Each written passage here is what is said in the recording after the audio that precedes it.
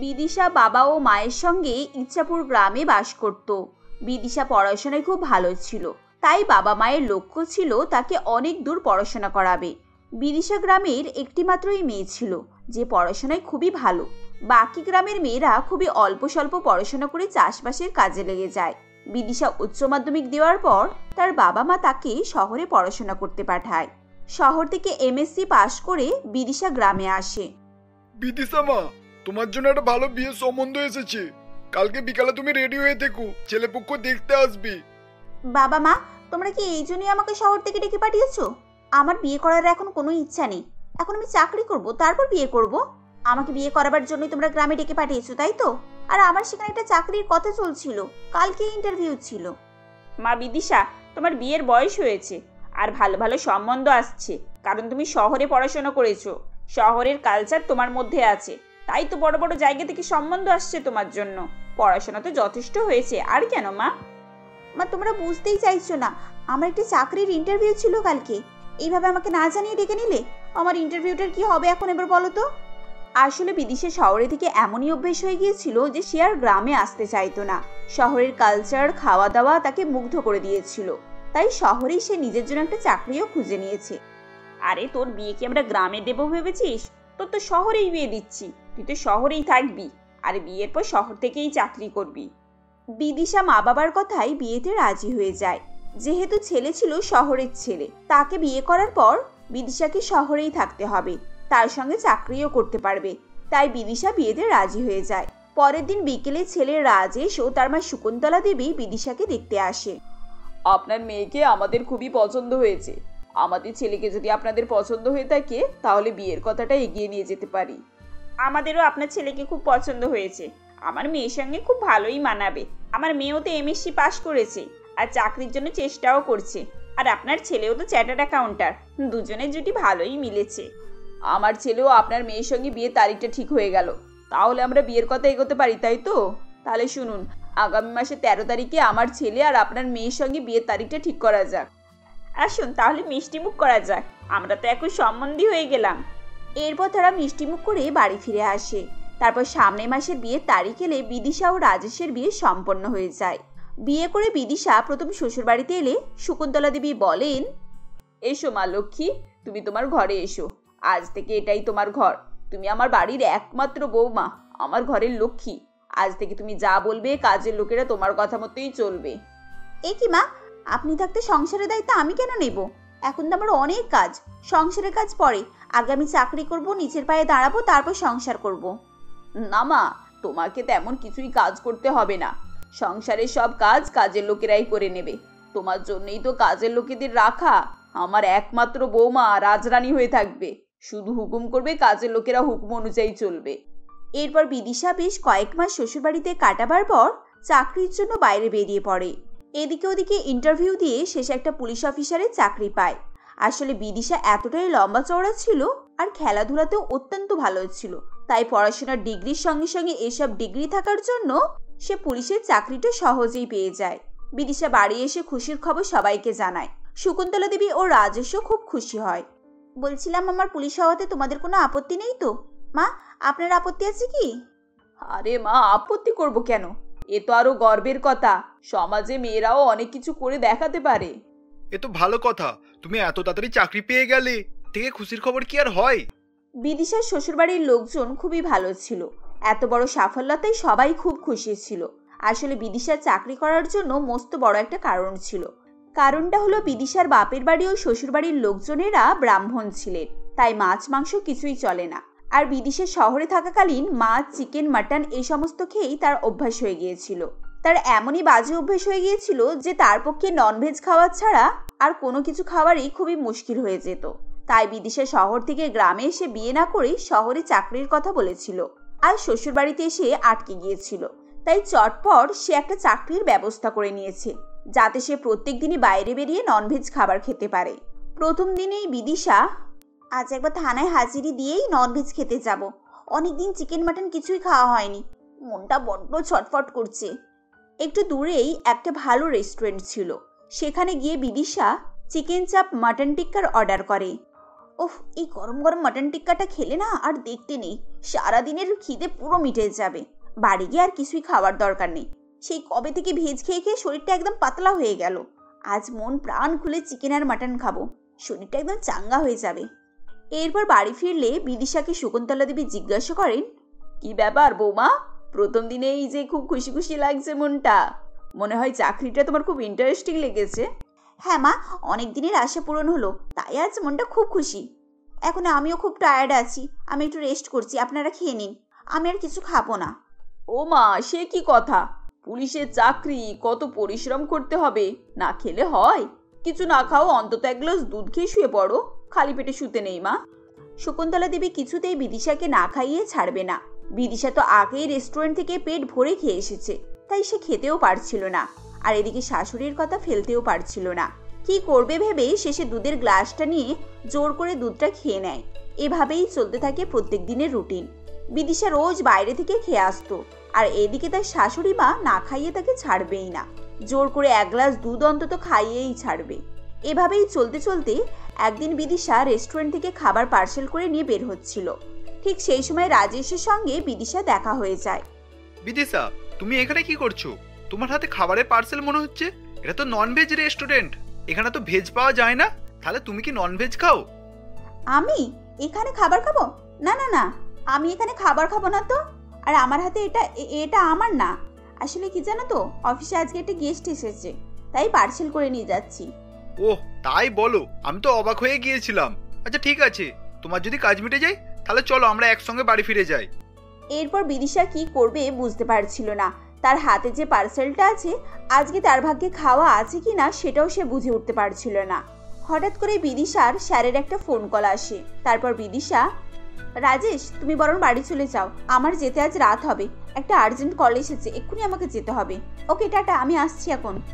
এই বলে বিদিশা হড়বড় করে কথা কাটিয়ে পার্সেলটা নিয়ে থানায় চলে আসে।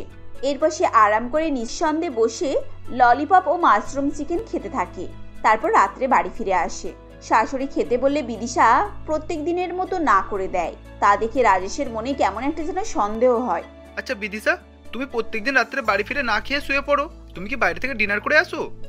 রাজেশের কথা শুনে বিদিশা কি বলবে কিছুই বুঝতে পারছিল না। তখন বিদিশা আমতামতা করছিল। রাজেশ তখন বুঝতে পেরে যায় বিদিশা কিছু একটা লুকাচ্ছে তাদেরকে। আমাকে বিদিশার ডিনারের ব্যাপারটা খুঁজে বার করতেই হবে।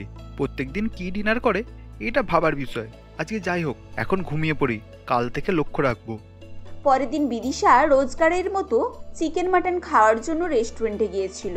তখন রাজেশও তার পিছন পিছন রেস্টুরেন্টে যায় এবং চুপ করে বসে থাকে। খবরের কাগজটা মুখের কাছে নিয়ে পড়ার ভান করছিল, আর এদিকে বিদিশাকে ফলো করছিল। তখনই বিদিশার অর্ডার করা মেনুগুলো ওয়েটার টেবিলের সামনে এসে রেখে যায়। অর্ডারগুলো দেখে রাজেশের চোখ দাঁড়িয়ে যায় এবং সে মনে মনে বলে, আমার ধারণা ঠিক সন্দেহ করেছি। প্রত্যেকদিন এখান থেকে চিকেন মটন করে খেয়ে যায়, আর এদিকে বাড়ি গিয়ে না খেয়ে ঘুমিয়ে পড়ে। আজ আমি হাতে নাতে ধরবো। এই বলে রাজেশ বিদিশার টেবিলের সামনে গিয়ে দাঁড়ায়। বিদিশা খাবারটা মুখে তুলতে যাবে কি তখনই রাজেশকে দেখে হতভম্ব হয়ে যায়। এ কি রাজেশ, তুমি এখানে কি করছো? আজ আমি তোমার পিছন পিছন তোমায় ফলো করার জন্য এই রেস্টুরেন্টে এসেছি। আমি সেদিনই বুঝতে পেরেছিলাম তুমি আমাকে কিছু একটা লুকাচ্ছ, আর তুমি প্রত্যেকদিন না খেয়ে ঘুমিয়েও পড়ছো। এটা আমার মনে একটা সন্দেহ তৈরি করেছিল। ওই সন্দেহটাকে সত্যি করার জন্যই আমি তোমার পিছন পিছন লক্ষ্য করেছিলাম। রাজেশ সরি, তুমি বাড়িতে গিয়ে কাউকে কিছু বলো না প্লিজ, আমি তোমাকে সব খুলে বলবো। তুমি এখানে বসো, আমি সব সত্যিটা তোমাকে বলবো, কিন্তু প্লিজ তুমি বাড়িতে গিয়ে কাউকে কিছু বলো না। এরপর বিদিশা রাজেশকে সব সত্যিটা জানায়। আসলে আমি না যখন শহরে পড়াশোনা করতে গিয়েছিলাম, সেখানে আমার এইসব খেয়ে অভ্যাস হয়ে গিয়েছিল, তাই গ্রামে এসে আমার নিজের বাড়িতেও এইসব খাওয়ার জন্য আমি ছটফট করতাম। তারপর আমার বিয়ে হয়ে যায়। তারপর তোমাদের বাড়িতে এসে দেখলাম সেখানেও একই অবস্থা, তোমরা সবাই আমাদের মতো ভেজ খাও। তাই এই সবজি ভাত খেয়ে খেয়ে আমার আর ভালো লাগছিল না। সেজন্যই আমি তাড়াতাড়ি একটা চাকরির ব্যবস্থা করি আর বাইরে বেরিয়ে আসি। আর প্রত্যেকদিন লাঞ্চ ডিনার এই চিকেন মাটন দিয়েই করি। তাই আমি রাত্রে বাড়ি গিয়ে কিছু খেতেও পারি না, না খেয়েই ঘুমিয়ে পড়ি। বিদিশা, তুমি তো আমাকে একবার বলতে পারতে, আমি তোমায় ব্যবস্থা করে দিতাম। তুমি এভাবে লুকিয়ে লুকিয়ে চোরের মতো করাটা ঠিক হয়নি। রাজেশ তুমি সত্যি আমাকে খেতে দিতে? তাহলে আগে জানলে তো আমি সবাইকে সবটা জানিয়ে দিতাম আর বাড়িতে বসে আরাম করে খেতাম। এইভাবে লুকিয়ে লুকিয়ে তো চোরের মতো আমাকে খেতে হতো না। কিন্তু প্লিজ রাজেশ, তুমি মাকে কিছু বলবে না, মা শুনলে কষ্ট পাবেন। আমি মাকে খুব ভালোবাসি। আর বিশ্বাস করো, মা আমাকে খুব ভালোবাসে আর বিশ্বাসও করেন। মা যদি এসব কথা জানতে পারেন তাহলে উনি এসব সহ্য করতে পারবেন না। তাই তোমাকে রিকোয়েস্ট করছি রাজেশ, প্লিজ দয়া করে তুমি মাকে কিছু বলো না। আচ্ছা বাবা, ঠিক আছে, আমি তোমায় কথা দিচ্ছি, মাকে কিছুই বলবো না। আর আজকের পর থেকে তুমি এইভাবে লুকিয়ে লুকিয়ে কোনো জিনিস খাবে না। প্রত্যেকদিন এসব জিনিস খাওয়াটাও ঠিক না, শরীরে ক্ষতি করবি। আজকের পর থেকে সপ্তাহে 3 দিন ভেজ আর 3 দিন নন ভেজ, ঠিক আছে? তবে হ্যাঁ, বাড়িতে অনলাইনে অর্ডার করে বসে খেলে কে আর কি বলবে? তুমি এত বড় একটা পুলিশ অফিসার হয়ে প্রত্যেকদিন বাইরে এইভাবে লুকিয়ে লুকিয়ে খাবার খাও? আচ্ছা ঠিক আছে বাবা, আমি আর কোনোদিন এইভাবে লুকিয়ে লুকিয়ে খাবার খাবো না। এবার নিজের বেডরুমে বসে অনলাইনে অর্ডার করে খাবো। এরপর থেকে বিদিশা আর প্রত্যেকদিন লুকিয়ে লুকিয়ে চিকেন মটন খায় না। এখন বিদিশা সপ্তাহে 3 দিন ভেজ আর 3 দিন নন ভেজ খায়, তাও আবার নিজের বাড়িতে বসে। সুভদ্রা দেবী তার স্বামী অবিনাশবাবু, ছেলে অজয়, বৌমা শোভা ও নাতনি তিন্নির সঙ্গে সোমনগরে বসবাস করত। অবিনাশবাবু এবং অজয় একটি ফ্যাক্টরিতে দিনমজুরি করত। ফ্যাক্টরির মাইনে দিয়ে তাদের সংসার কোনো রকমভাবে চলে যেত। কোনো বাড়তি খরচ করার মতো টাকা পয়সা তাদের কাছে থাকতো না। এমন একদিন বিকেলে তিন্নি ছুটতে ছুটতে ঘরে আসে এবং শোভাকে বলে, মা, ও মা, আমায় 10 টাকা দাও না, বাইরে আইসক্রিম কাকু এসেছে, আমি আইসক্রিম খাবো, বাইরে তো সবাই খাচ্ছে। আমার কাছে টাকা নেই, তুই এখন যা তো এখান থেকে। দাও না গো মা, সবাই আইসক্রিম খাচ্ছে, আমারও খুব আইসক্রিম খেতে মন করছে। তুমি সবসময় আমাকে এভাবে তাড়িয়ে দাও, কখনোই টাকা দাও না। দেখ তিন্নি, আমি তোকে বারবার বলছি না আমার কাছে টাকা পয়সা কিছু নেই। একই মাসের শেষ, কিভাবে সংসার চালাবো সেই চিন্তায় আমার মাথা ধরে গেল, আর তুই এখানে এসে টাকা চাইছিস। এমন সময় সুভদ্রা দেবী এসে শোভাকে বলেন, বৌমা, আজ রাতে কি রান্না হবে? তোমার বাবা আর অজয় তো এক্ষুনি এসে পড়বে। মা, কাঁচা আনাজ তো সবই শেষ হয়ে গেছে, রান্না করার মতো কিছুই নেই। দুপুরের কিছু তরকারি বেঁচে রয়েছে, এখন আমি কিছু রুটি করে নিচ্ছি, রাতে ওটা দিয়েই খাওয়া হয়ে যাবে। ঠিক আছে, তাই করো, না হয় তুমি রুটিগুলো করো, আমি এখানে খাবার জোগাড় করছি। এর মধ্যে অজয় এবং অবিনাশবাবু এসে উপস্থিত হন। শোভা তাদেরকে রুটি এবং সবজি খেতে দেয়। এক টুকরো রুটি সবজি মুখে নিয়ে অজয় বলে, ইস, এটা কবেকার সবজি শোভা? এত গন্ধ হয়ে গেছে, আবার খেতে টকটকও লাগছে। সে কি, আমি তো সব তরকারি গরম করেই রাখলাম, তাও টক হয়ে গেল। আচ্ছা দাঁড়াও, আমি আচার এনে দিচ্ছি, আচার দিয়ে সবাই আজকে রাতটুকু খেয়ে নাও। এত গরমে সব নষ্ট হয়ে যাচ্ছে, আর 2 দিন ছাড়াই সবজি টক হয়ে যাচ্ছে। কি করে এই ঝামেলা থেকে বাঁচা যায় কে জানে। খুবই সহজে বাঁচা যাবে ঠাম্মি, আমাদের একটা নতুন ফ্রিজ কেনো, সব সবজি ফ্রিজে রাখবে, দেখবে সবকিছু টাটকার ফ্রেশ থাকবে, আর আমিও যখন ইচ্ছে ফ্রিজে আইসক্রিম বসিয়ে খেতে পারবো।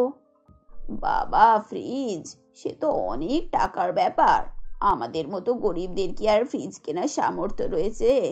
কেন নেই, হাবলু, চড়ুই, মনি সবার বাড়িতে তো ফ্রিজ আছে, শুধু আমাদের বাড়িতেই নেই। ও বাবা, তুমি আমাদের একটা ফ্রিজ কেনো না গো। ব্যাস, আবার কান্না শুরু হয়ে গেল। এই মেয়েটা সারাদিন আমার মাথা খারাপ করে দিচ্ছে। এই, এখন চুপ করে খেয়ে ঘুমাতো। খাওয়া দাওয়ার পর সবাই ঘুমিয়ে পড়ে। বিছানায় শুয়ে শোভা অজয়কে বলে, তোমার মেয়েটা না দিন দিন বড্ড জেদি হয়ে যাচ্ছে, আর সারাদিন আইসক্রিম খাবে বলে বায়না করেছে, আবার রাতে দেখো ফ্রিজ করে ভালো করে না খেয়ে শুয়ে পড়লো। ও বাচ্চা মেয়ে, ওর দোষ কোথায় বলো? সত্যিই তো পাড়ার সবার ঘরেতেই ফ্রিজ আছে, শুধু আমাদের ঘরেই নেই। গরমটাও খুব পড়েছে, একটু ঠান্ডা জল পেলে প্রাণটা জুড়োই, কিন্তু এই ফ্রিজ কেনার মতো তো টাকা পয়সা আমার কাছে নেই। তুমি মন খারাপ করো না গো, উপরওয়ালা আমাদের যখন ভালো দিন দেবেন, দেখবে তখন আমাদের বাড়িতেও ফ্রিজ আসবে। এভাবেই কথা বলতে বলতে তারা শুয়ে পড়ে। পরের দিন সকালে শোভা অজয়কে বলে, এই, তোমার কাছে 200 টাকা হবে? বাজারে সবকিছু শেষ হয়ে গিয়েছে, রান্না করার মতো কিছুই নেই বাড়িতে। এরপর অজয় প্যান্টের পকেট থেকে খুঁজে 50 টাকা বের করে এবং সেই টাকাটা শোভাকে দিয়ে বলে, আমার কাছে এই 50 টাকাই পড়ে আছে, দেখো এতে যা হয় নিয়ে আসো। শোভা 50 টাকা নিয়ে বাজারের দিকে রওনা হয়। কিছুক্ষণ যাওয়ার পর সে লক্ষ্য করে একটি দোকানে অনেক ভিড় জমে আছে।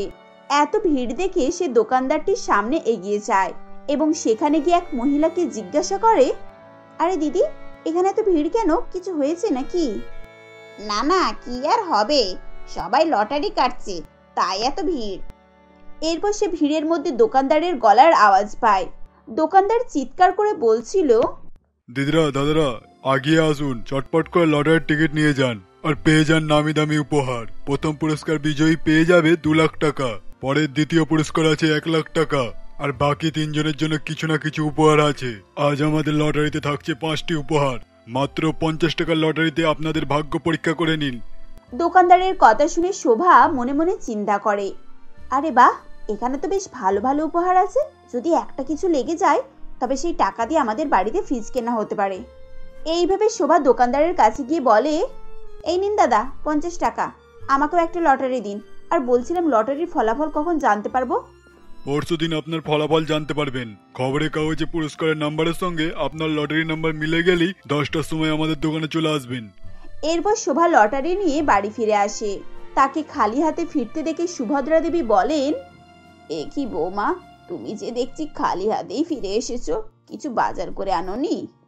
শোভা ভয়ে তাকে লটারির কথা বলতে পারল না। সে কথাটি ঘুরিয়ে উত্তর দিল, মা, আমাদের বাড়ির পেছনে যে কুমড়ো গাছ হয়েছে, আজকে ভাবছিলাম তার থেকে কুমড়ো শাক কিছুটা রান্না করব, তাই আজ আর বাজার থেকে কিছু আনলাম না। তাহলে তাই করো, দাঁড়াও আমি শাক কেটে আনছি। এরপর সুভদ্রা দেবী কুমড়ো শাক কাটতে চলে যান। এদিকে শোভা কাউকে সেই লটারির কথা কিছুই বলে না।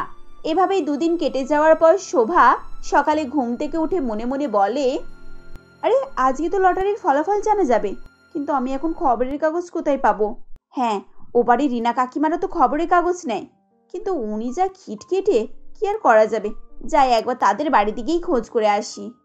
এরপর শোভা রিনা দেবীর বাড়ি যায় এবং তাকে গিয়ে বলে, কাকিমা, তোমাদের খবরের কাগজটা একটু দেবে গো, আমার না একটু দরকার ছিল। কেন রে শোভা, হঠাৎ খবরের কাগজ নিয়ে তুই কি করবি? সোনা দানার দাম দেখবি নাকি? আসলে আমি আজকে আবহাওয়ার খবরটা দেখতে এসেছি। এখন যা গরম পড়েছে, এই গরমে প্রাণ বেরিয়ে যাচ্ছে। কবে বৃষ্টিটা হবে কে জানে, তাই একটু দেখতে এলাম আর কি। তা তোদের যখন এতই গরম লাগছে, একটা ফ্রিজ কিনলেই তো পারিস। ফ্রিজের আর কত দাম, যে কেউ চাইলেই এখন ফ্রিজ কিনতে পারে। তবে তোদের যে আবার অবস্থা, তাতে মাটির কলসিতে জল ঢেলে খাওয়াই ভালো, কি বলিস?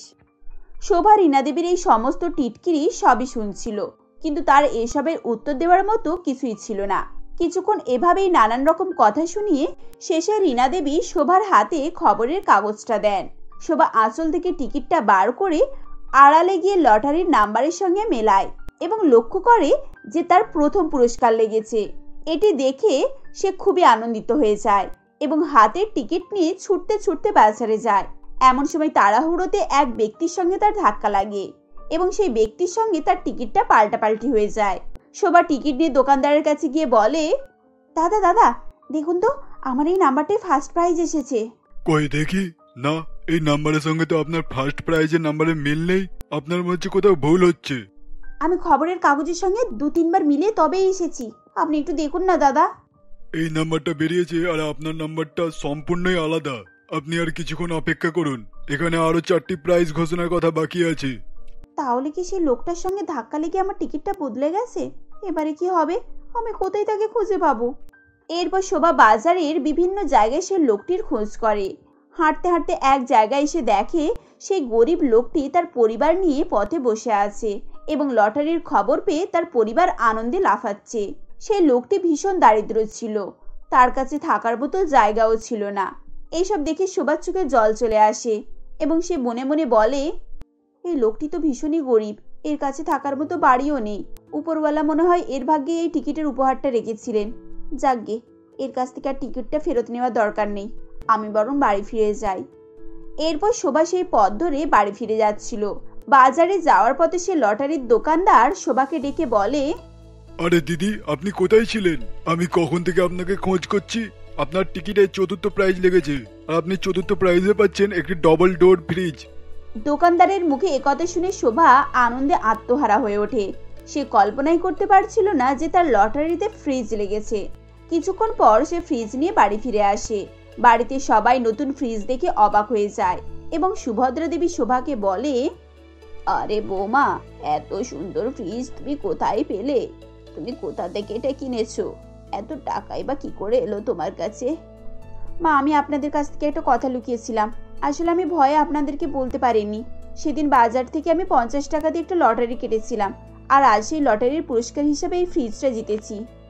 কি তুমি লটারিতে এত সুন্দর ফ্রিজটা জিতেছো নাকি? মা, এই ফ্রিজটা তো খুবই সুন্দর, এতে তো বরফও জমবে। এবার থেকে আমরা রোজ বরফ খাবো। হ্যাঁ মা, তোর যত ইচ্ছে তুই আইসক্রিম তৈরি করবি আর খাবি। কিছুক্ষণ পর অজয় এবং অবিনাশ বাবু ফ্যাক্টরি থেকে ফিরে আসেন এবং নতুন ফ্রিজ দেখে তারাও অবাক হয়ে যান এবং নানান ধরনের প্রশ্ন করতে থাকে। শোভা সবাইকে সমস্ত কথা খুলে বলে, যা শুনে তারা সবাই খুবই খুশি হয়ে যায়। সেই দারিদ্র লোকটির কথা শুনে সুভদ্রা দেবী বলেন, তুমি ঠিক করেছো বৌমা, সেই গরিব লোকের কাছ থেকে টিকিটটা ফেরত নাওনি। ওই টাকাটা আমাদের থেকে ওরই বেশি প্রয়োজন ছিল, আর আমাদের প্রয়োজন ছিল একটা ফ্রিজের, যা আমরা পেয়ে গেছি, এতেই আমরা খুশি। ফ্রিজ পাওয়ার পর থেকে শোভার পরিবারে সবাই স্বস্তির নিঃশ্বাস ফেলে। এরপর থেকে গরমে তাদের আর কোনোই কষ্ট থাকে না, তারা আনন্দে দিন কাটাতে থাকে।